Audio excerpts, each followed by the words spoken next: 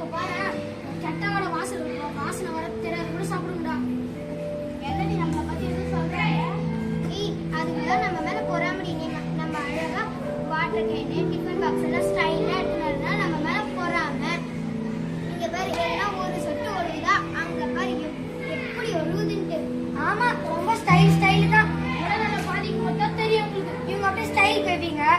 Tea வாங்கி குடிக்கலாம். ஒரு நான் போய் பாத்திரம் எடுத்துட்டு வரேன். பாத்திரம் எடுத்துட்டு போனா ரோட்ல போறவங்க அசிங்கமா நினைப்பாங்க. கடையிலே கேரி பேக் கொடுப்பாங்க. வாடி போலாம்.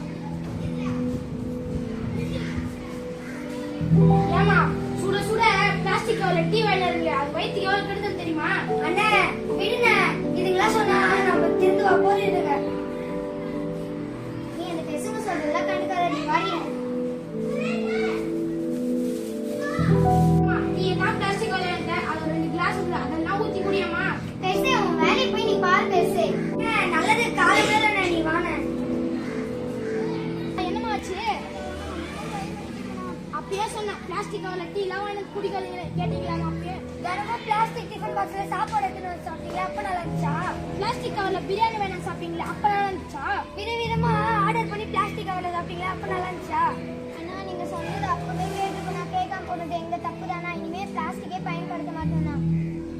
பொருட்களை பயன்படுத்த மாட்டோம். பிளாஸ்டிக்கை தவிர்ப்போம்.